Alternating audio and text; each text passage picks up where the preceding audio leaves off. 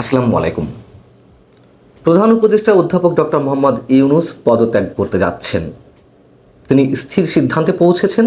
তার এই সিদ্ধান্ত পরিবর্তনের জন্য তাকে নানানভাবে অনুরোধ করছেন তার ঘনিষ্ঠরা এবং তার অনুগত যে ছাত্র নেতা বা সাবেক সমন্বয়করা রয়েছেন, তারা মরিয়া হয়ে উঠেছেন যেন এই কাজটি তিনি না করেন, কিন্তু তিনি তার সিদ্ধান্তে অটল রয়েছেন। দর্শক, এরকম একটি গুঞ্জন চারিদিক থেকে শোনা যাচ্ছে, সামাজিক যোগাযোগ মাধ্যমে এটি নানান জনের স্ট্যাটাসে সয়লাব হয়ে গেছে। পাশাপাশি এটুকু আপনাদেরকে জানাই, কোনো কোনো গণমাধ্যমের বিশ্লেষণাত্মক লেখায় এটি রেফারেন্স হিসেবে এসেছে যে তিনি পদত্যাগ করতে পারেন। অনেকে আবার বলছেন এটি নাটকও হতে পারে, গুঞ্জন আকারে এটি ছড়িয়ে দিয়ে পাবলিক পাস বোঝার চেষ্টা করা হতে পারে, অথবা ডক্টর মোহাম্মদ ইউনূসের আশপাশে যারা রয়েছেন তারা যাতে তাকে আরও শক্ত করে আষ্টে পৃষ্ঠে তাকে বেঁধে রাখার চেষ্টা করেন। এটা সত্য যে তার এই পদত্যাগের বিষয়ে গত 9 মাসে নানান সময় গুঞ্জন ছড়িয়েছে, তবে তখনকার গুঞ্জন আর এবারের গুঞ্জনের মধ্যে নিশ্চয়ই বিস্তর পার্থক্য রয়েছে, ফারাক রয়েছে।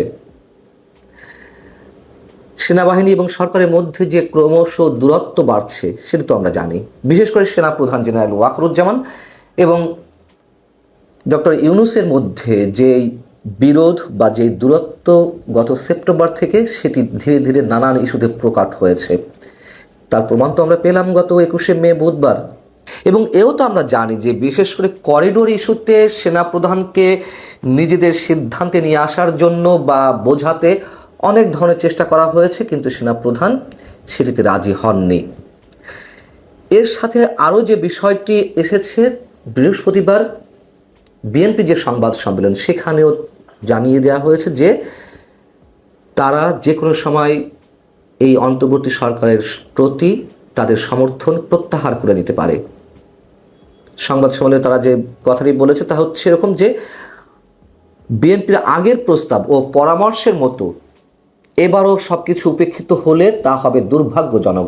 সেক্ষেত্রে অনিবার্যভাবে বিএনপি অন্তর্বর্তী সরকারের প্রতি সহযোগিতা অব্যাহত রাখবে কিনা তা পুনর্বিবেচনা করতে হবে। তার মানে তো আমরা বুঝতে পারছি যে আগেকার গুঞ্জন বা এবারের গুঞ্জনের মধ্যে কতটা পার্থক্য। ডক্টর মোহাম্মদ ইউনূস তার পায়ের নিচ থেকে মাটি সরে যাচ্ছে, এটি তিনি উপলব্ধি করতে পারছেন কিনা সেটি বড় বিষয়। এবং আরও একটি বিষয় আপনাদেরকে জানিয়ে রাখি, এই গুঞ্জনের পিছনে সত্যতা কতটুকু থাকতে পারে। সরকারের যিনি তথ্য উপদেষ্টা অধ্যাপক ডক্টর মোহাম্মদ ইউনূসের কাছে যিনি মাস্টার মাইন্ড গত অভ্যুত্থান বা আন্দোলনের, সেই মাহফুজ আলম একটি বিশেষ ইঙ্গিতপূর্ণ স্ট্যাটাস দিয়েছেন তার ফেসবুক পেজে। তিনি জাতির কাছে ক্ষমা চেয়েছেন, ভুল প্রার্থনা করেছেন, নাকি তিনি তার সৈন্য সামন্তের কাছে বা তার সহযোদ্ধাদের কাছে এই ক্ষমা চেয়েছেন বা ভুল প্রার্থনা করেছেন আমরা জানি না। তার এই স্ট্যাটাসটি আবার হাসনাত আবদুল্লাহ শেয়ার করেছেন। তার মানে বোঝা যাচ্ছে, আমার এর আগের একটি কন্টেন্টে আমি বলছিলাম যে বিপর্যয়ের মুখে এনসিপি, সেখানে নিশ্চয়ই ব্যাখ্যা করেছি। তো একটা গুমোট পরিস্থিতি সৃষ্টি হয়েছে চারিদিকে, সেটাও আমি জানিয়েছি। মাহফুজ আলম তার স্ট্যাটাসে যেটি বলছেন, তার স্ট্যাটাসের শিরোনাম হচ্ছে ব্যক্তির আদর্শ সম্মান ও আবেগের চেয়ে দেশ বড়। আবেগের চেয়ে দেশ বড়, কোন আবেগের কথা বলছেন?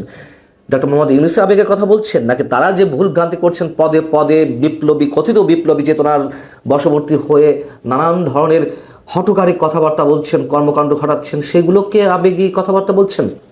জানি না, তবে যথেষ্ট ইঙ্গিতপূর্ণ এই স্ট্যাটাসটি। আমি ছোট করে একটু পড়ে শুনে আপনাদেরকে। মাহফুজ আলম লিখছেন যে দেশপ্রেমিক শক্তির ঐক্য অনিবার্য। আগেকার যে কোনো বক্তব্য ও শব্দচয়ন যা বিভাজনমূলক ছিল সেগুলোর জন্য আমি আন্তরিকভাবে দুঃখিত। সরকারে আর একদিনও থাকলে অভ্যুত্থানের সকল শক্তির প্রতি সম্মান ও সংবেদনশীলতা রেখে কাজ করতে চাই। বাংলাদেশের শত্রুরা ঐক্যবদ্ধ ও আগ্রাসী, সার্বভৌমত্ব ও গণতান্ত্রিক সকল প্রতিষ্ঠান হুমকির মুখে। দেশপ্রেমিক জনগণ যারা জুলাই অভ্যুত্থানে ঐক্যবদ্ধ ছিলেন তাদের সামনে দীর্ঘ পরীক্ষা। এই পরীক্ষা ঐক্যের এবং ধৈর্যের, এই পরীক্ষা উতরে যেতেই হবে। এও শোনা গেছে যে ডক্টর মোহাম্মদ ইউনূস ছাত্র নেতাদের উপরে প্রচণ্ডভাবে ক্ষুব্ধ।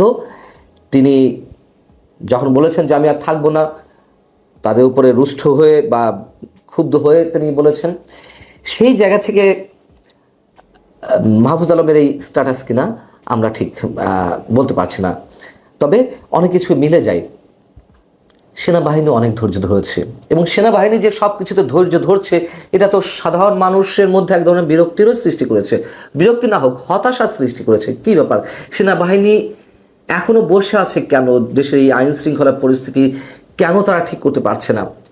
নিশ্চয়ই সেনাবাহিনীর দিক থেকে অনেক ধরনের সমস্যা ছিল, বা সরকারের পক্ষ থেকে কোনো ধরনের প্রতিবন্ধকতা ছিল কিনা আমরা অনুমান করতে পারি। বুধবার সেনাপ্রধান যে বললেন যে আর মবতন্ত্র বা মব ভায়োলেন্স সহ্য করা হবে না, তার এই কথার পরেও আমরা দেখলাম বৃহস্পতিবার নারায়ণগঞ্জে আওয়ামী লীগের সাবেক সংসদ সদস্য মমতাজকে যখন আদালত প্রাঙ্গণে তোলা হয় তখন তার উপরে পচা ডিম এবং জুতা নিক্ষেপ করা হয়েছে। তিনি মবের শিকার হয়েছেন এবং এগুলো সমালোচিত হচ্ছে যে সেনাপ্রধান তার এই বক্তব্য দেওয়ার পরেও এটি ঘটে কিভাবে। নিশ্চয়ই সেনাবাহিনী বসে থাকবে না, এটুকু আমাদের দৃঢ় বিশ্বাস। তার কারণ সেনাপ্রধান এর আগে ওয়ার্নিং দিয়েছেন, আবারও ওয়ার্নিং দিলেন, তো তিনি নিশ্চয় তার জায়গায় থেকে শুধু কথা বলছেন না, এটুকু আমাদের দৃঢ় বিশ্বাস। এখন কথা হচ্ছে যে ডক্টর মোহাম্মদ ইউনূস কেন এখনই পদত্যাগ করতে চাইবেন? যদি পাল্টা প্রশ্ন করি যে কেন পদত্যাগ করতে চাইবেন না, তিনি যে নিজের ভালোটা বেশ ভালোই বোঝেন, এটি তো আমরা বলে আসছি। তিনি নোবেল লরিয়েট, তার ক্ষমতার প্রতি লোভ ছিল, এটি অনেকেই বলেন, কিন্তু সেই ক্ষমতা দীর্ঘায়িত করতে গিয়ে, কুক্ষিগত করতে গিয়ে তিনি অনেক বেশি সমালোচিত হচ্ছেন এবং অনেক কিছুই তিনি নিয়ন্ত্রণ করতে পারছেন না। তিনি নির্বাচন ইস্যুতে এখনও কোনো স্পষ্ট বক্তব্য দিতে পারেননি এবং তার যারা সৈন্য সামন্ত অথবা তার উপদেষ্টা পরিষদের সদস্যরা কেউ এটিকে নিয়ে অনেক বেশি পানি ঘোলা করছেন। তার প্রেস সেক্রেটারি তো মনে হয় যে প্রধান উপদেষ্টার অ্যাবসেন্সে তিনি তার দায়িত্ব পালন করবেন এমন একটা অবস্থা। তিনি সবসময় ব্যাখ্যা দেওয়ার চেষ্টা করছেন জুন আর ডিসেম্বর বলতে কী বোঝান, এবং সর্বশেষ তিনি বললেন যে বর্তমান সরকারের সব ধরনের ম্যান্ডেট রয়েছে সব কিছু করার। এই যে হঠকারী বক্তব্য, আগ্রাসী বক্তব্য, এগুলো মানুষ ভালো চোখে নিচ্ছে না, নেওয়ার কথাও নয়। এবং করিডোর এবং বন্দর ইস্যুতে জনমত তুমুল তার বিরুদ্ধে চলে গেছে, প্রধান উপদেষ্টার বিরুদ্ধে। মবতন্ত্র কায়েম হয়েছে, মৌলবাদের উত্থান ঘটছে, দেশের অর্থনৈতিক অবস্থা ভালো না, বিনিয়োগের যে গল্প শোনানো হচ্ছিল ঠাকুমার ঝুলির গল্পের মতন গাল ভরা গল্প, সেগুলো তো মানুষের সামনে কোনো কিছু দৃশ্যমান হয়নি। এবং সবশেষ ডক্টর মোহাম্মদ ইউনূস মার্কিন সমর্থনে এসেছিলেন এবং আসার পরেও তিনি মার্কিন সমর্থনে টিকেছিলেন, বিশেষ করে করিডোর দেওয়ার বিনিময়ে তার ক্ষমতা দীর্ঘায়িত করা একটি পরিকল্পনা ছিল, এরকম অনেকের ধারণা। কেউ প্রশ্ন করছেন তাহলে কি এই যে করিডোর দেওয়ার বিষয়টি হঠাৎ করে থেমে গেল, বা সরকার একটু নমনীয় ভূমিকা পালন করছে, সেনাবাহিনী একেবারে পুরোপুরি বিপক্ষে অবস্থান করছে, যে জাতীয় স্বার্থে কোনো ধরনের আন্তর্জাতিক খেলা এই বাংলাদেশে খেলতে দেওয়া হবে না, নো ব্লাডি করিডোর বিজনেস, এই শব্দগুলো সেনাপ্রধান উচ্চারণ করেছেন। অতএব এই বিষয়গুলো তো মার্কিন প্রতিনিধিদের কারণে গেছে, তারা কি তাহলে সমর্থন তুলে নিল ডক্টর মোহাম্মদ ইউনূসের প্রতি? পাশাপাশি হিউম্যান রাইটস ওয়াচ, আমরা জানি যে যুক্তরাষ্ট্রের অনুগত, পশ্চিমা বিশ্বের অনুগত আন্তর্জাতিক যে মানবাধিকার সংগঠনগুলো রয়েছে, বিশেষ করে ইন্টারন্যাশনাল যে সংগঠনগুলো, হিউম্যান রাইটস ওয়াচ, তারাও একটি বিবৃতি দিয়েছে বৃহস্পতিবার। এই বিবৃতি আমাদের সামনে এলো। সেখানে তারা বর্তমান সরকারের সময়ে মানবাধিকার যে চরমভাবে লঙ্ঘিত হচ্ছে তার তীব্র নিন্দা জানিয়েছে এবং উদ্বেগ প্রকাশ করেছে।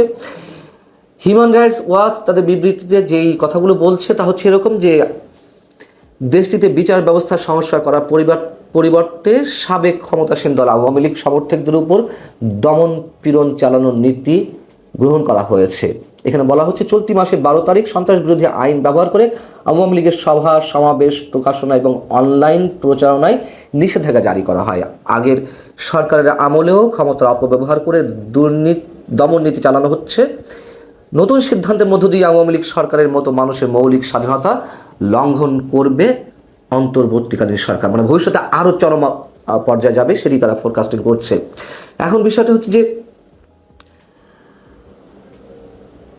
ডক্টর মোহাম্মদ ইউনূস তার নিজের ভালোটা খুব ভালো বোঝেন, এর আগে বলছিলাম। তার একটি বড় প্রমাণ তো আমাদের সামনে রয়েছে। ওয়ান ইলেভেন সরকারের সময় যখন তার নেতৃত্বে একটি রাজনৈতিক দলে আত্মপ্রকাশ ঘটল, নাগরিক শক্তি, যাদের পরামর্শে তিনি এই রাজনৈতিক দলের আত্মপ্রকাশ ঘটালেন, একটা সময় যখন দেখলেন তিনি খুব জুৎসই কিছু করতে পারছেন না, সেই পরামর্শকদের সাথে কোনো ধরনের পরামর্শ ছাড়াই তিনি হঠাৎ করে সব কিছু ছেড়ে ছুড়ে দিলেন।